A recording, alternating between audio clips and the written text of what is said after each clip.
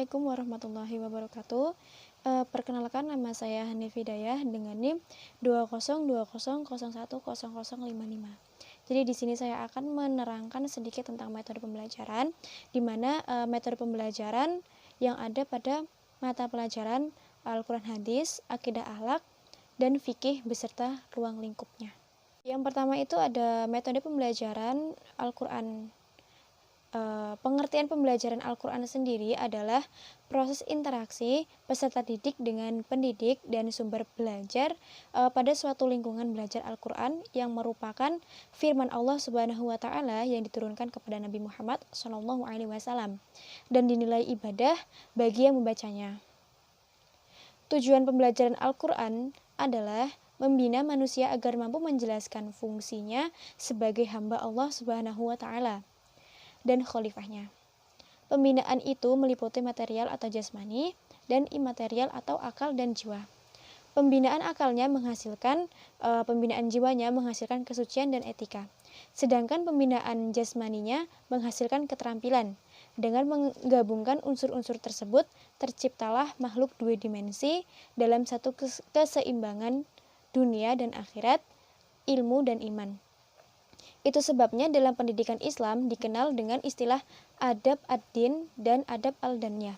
Kemudian ada ruang lingkup pembelajaran Al-Quran, yaitu yang pertama ada membaca. Yang dimaksud dengan metode pembimbingan membaca Al-Quran adalah guru memberikan materi pelajaran kepada siswa, kemudian siswa mengikuti proses, siswa mengamati atau mempelajari secara mendalam, dan lalu siswa mengalami bagaimana melakukannya, yang pada akhirnya siswa mendapatkan kesimpulan dari proses yang dialaminya itu. Hal yang perlu disiapkan adalah bagaimana mengarahkan, memberi petunjuk, serta memberikan anjuran untuk siswa memahami materi yang disampaikan dan bisa melakukannya sendiri. Karena materi ini penekanannya dalam hal ilmu tajwid, yaitu hukum bacaan qalqalah, ro, dan lam. Maka siswa dapat memahaminya dan menerangkan ilmu yang didapat dalam membaca Al-Quran.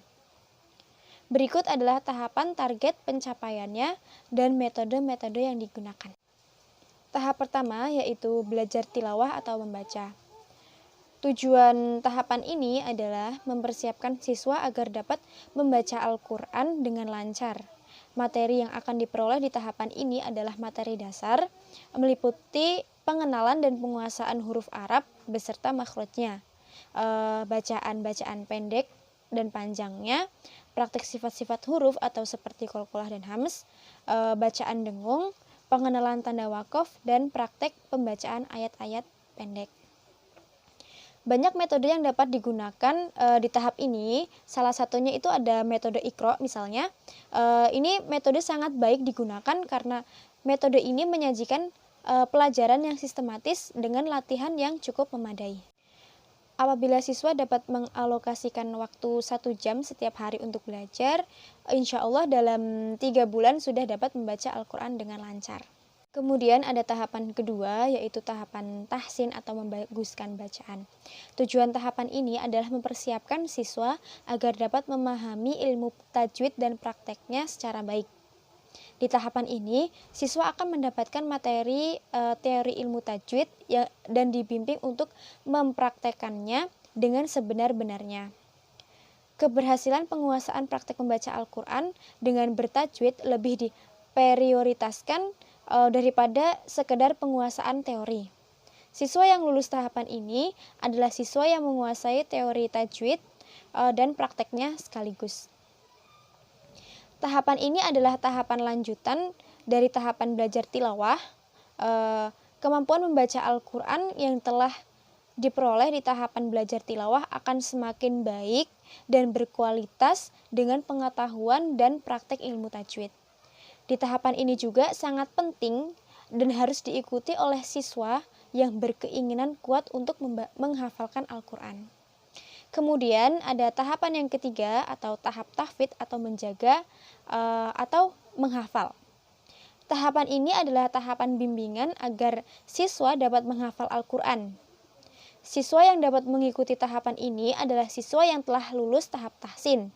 Bila siswa belum lulus program tahsin, maka namun telah mengikuti program ini, maka dikhawatirkan hafalannya akan keliru dan sia-sia. Siswa yang mengikuti program ini harus memiliki waktu yang cukup sesuai kadar hafalannya. Semakin banyak hafalan yang dimiliki, semakin banyak waktu yang dibutuhkan untuk sukses di tahapan ini. Kegiatan utama yang dilakukan di tahapan ini adalah menghafal Al-Quran dan mengulang-ulang hafalan secara terus-menerus. Kemudian yang selanjutnya itu menulis. Untuk menulis ini, siswa perlu diperkenalkan terlebih dahulu dengan huruf-huruf hijaiyah. Kemudian, siswa diperintahkan untuk menulisnya. Bentuk-bentuk tulisan dalam Al-Quran dibagi menjadi yang pertama itu ada bentuk tunggal, yang kedua bentuk akhir, yang ketiga bentuk awal, dan yang keempat bentuk tengah. Selanjutnya itu ada mata pelajaran Al-Hadis.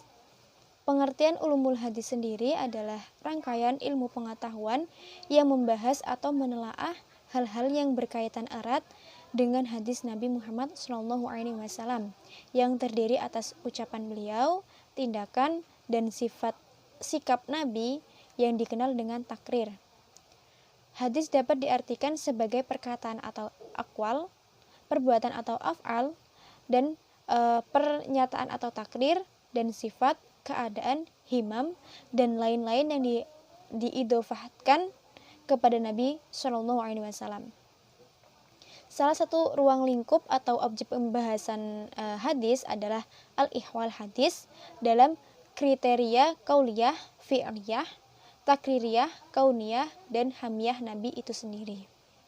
Pada periwayatan hadis harus terdapat 4 unsur, yaitu rawi, sanad, matan, dan rijaul hadis. Ruang lingkup pembahasan mengenai hadis harus juga sampai pada penelaahan mengenai aspek-aspek dari materi isi kandungan tersebut. Ruang lingkup pembahasan mengenai hadis harus juga sampai pada penelaahan mengenai aspek-aspek dari kandungan tersebut. Adapun ruang lingkup pembahasan ilmu hadis atau ilmu mustalah hadis pada garis besarnya meliputi ilmu hadis riwayah dan ilmu hadis durayah. Manfaat mempelajari ilmu hadis riwayah ini ialah untuk menghindari adanya kemungkinan salah kutip terhadap apa yang disandarkan kepada Nabi Muhammad SAW. Adapun objek ilmu hadis dirayah, terutama ilmu mustalah yang khas, ialah meneliti kelakuan para perawi, keadaan sanad, dan keadaan marwi atau matannya.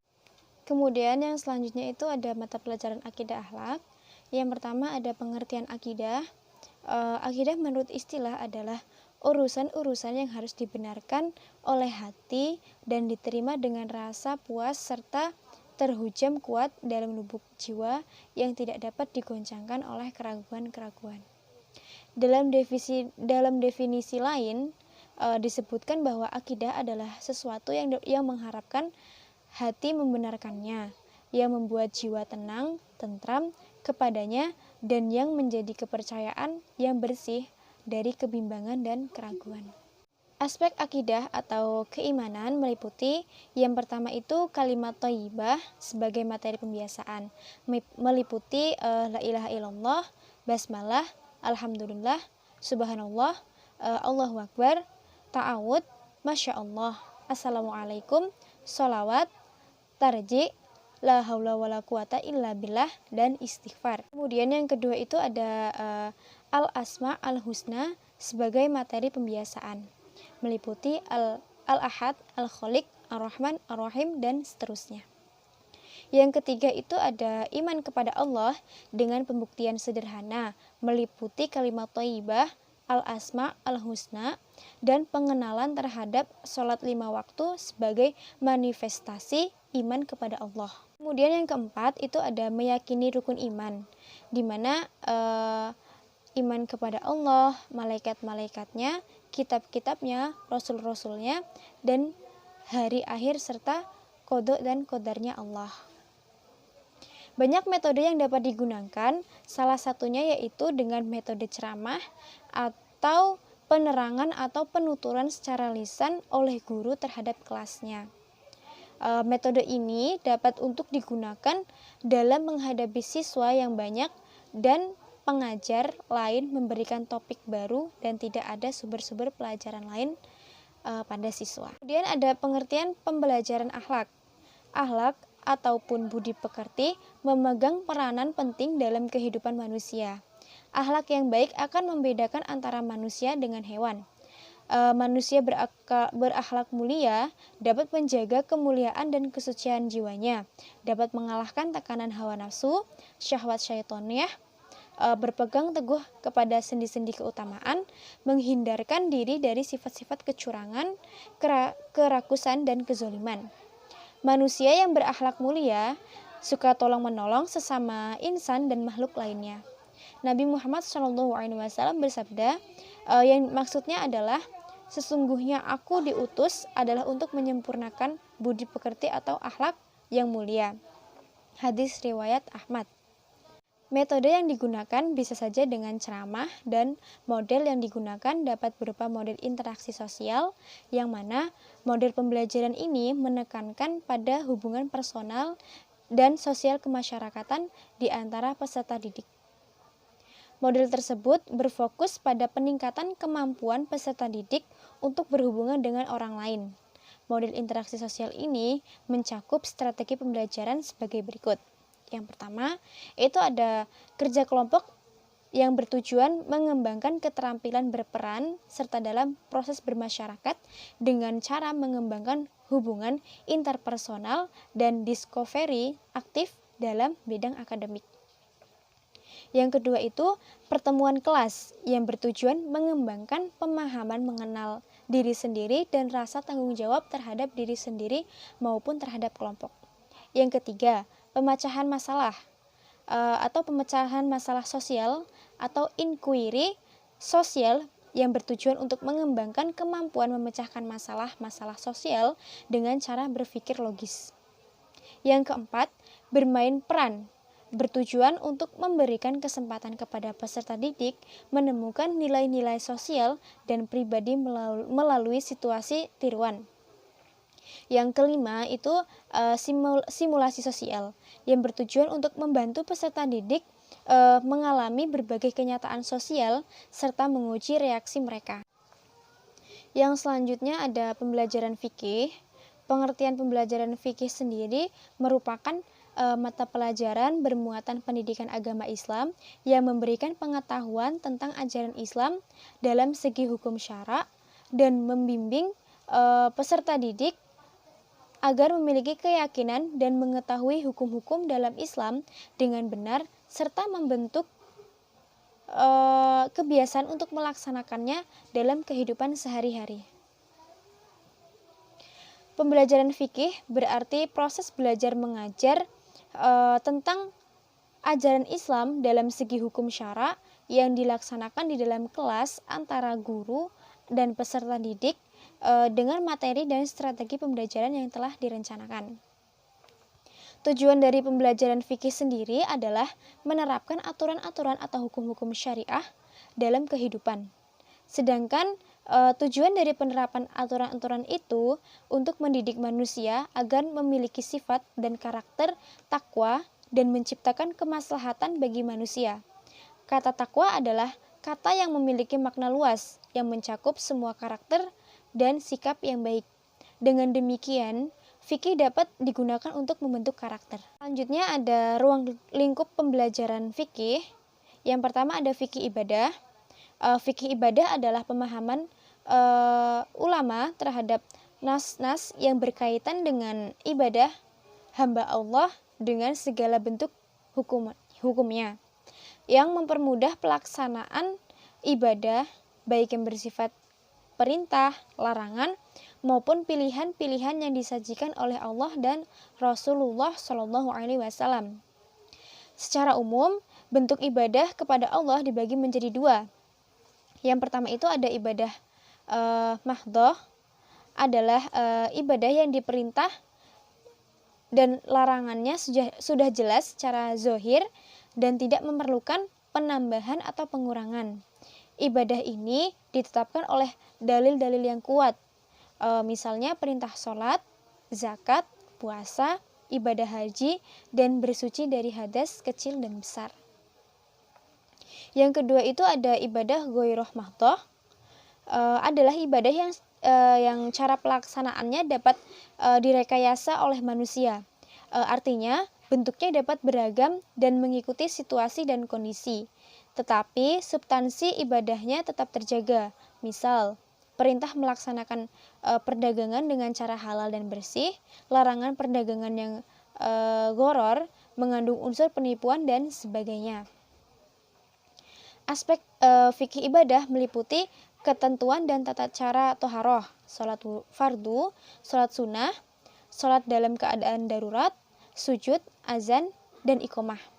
Berzikir dan berdoa setelah sholat, puasa, zakat, haji dan umroh, kurban dan akikah, perawatan jenazah, dan ziarah kubur. Dan metode yang dapat digunakan salah satunya yang paling efektif menurut saya yaitu metode demonstrasi, di mana dalam belajar dan mengajar ialah metode yang digunakan oleh seorang guru atau orang luar yang sengaja didatangkan atau murid sekalipun untuk mempertunjukkan gerakan-gerakan suatu proses dengan prosedur yang benar disertai keterangan-keterangan. Dalam metode demonstrasi, murid mengamati dengan teliti dan seksama serta dengan penuh perhatian dan partisipasi. Penggunaan metode demonstrasi dapat digunakan untuk materi yang harus diperagakan dan dipraktekkan, seperti tata cara sholat, tata cara mensolatkan jenazah, tata cara bersuci, dan lain sebagainya. Metode yang digunakan bisa saja dengan metode jigsaw learning. Jadi metode ini adalah teknik pembelajaran kooperatif di mana siswa bukan guru yang memiliki tanggung jawab lebih besar dalam melaksanakan pembelajaran. Tujuan dari metode ini adalah mengembangkan kerjasama tim, keterampilan belajar kooperatif, dan menguasai pengetahuan secara mendalam yang tidak mungkin diperoleh apabila mereka mencoba mempelajari semua materi sendirian. Misalnya, dalam materi zakat, metode ini merupakan sebuah teknik dipakai secara luas yang memiliki kesamaan dengan teknik pertukaran kelompok ke kelompok atau group to group exchange. Dengan perbedaan penting, setiap peserta didik mengajarkan sesuatu.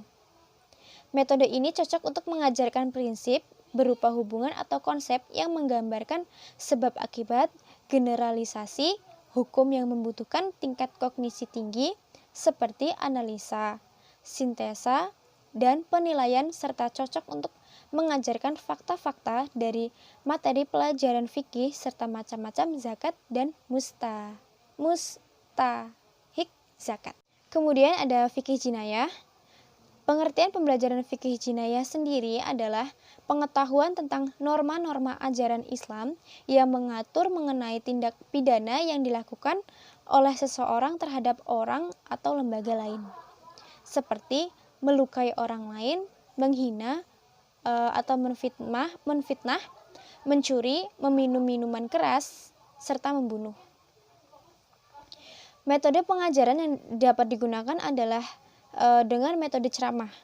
Metode ceramah adalah suatu cara penyampaian atau penyajian pelajaran dengan alat perantara berupa suara atau penuturan secara lisan oleh guru terhadap siswa. Selanjutnya itu ada fikih jihad dalam Islam. Konsep jihad dalam pertumbuhannya mempunyai banyak makna dalam cangkupan mulai dari berjuang melawan hawa nafsu sampai mengangkat senjata ke medan peperangan. Jihad dalam pendidikan dan pengajaran yang dimaksud di sini adalah proses perjuangan menegakkan kalimat Allah Subhanahu wa taala dengan menggunakan sarana pendidikan dan segala perlengkapannya. Dalam hal ini, Pendidikan diartikan sebagai proses transformasi pengetahuan secara sempurna dan menyeluruh terhadap teladan moral sang pendidik. Metode pengajaran yang digunakan adalah dengan metode ceramah, yang dimana metode ceramah adalah suatu cara penyampaian atau penyajian pelajaran dengan alat perantara berupa suara atau penuturan secara lisan oleh guru terhadap siswa. Demikian yang dapat saya sampaikan. Saya akhiri. Assalamualaikum warahmatullahi wabarakatuh.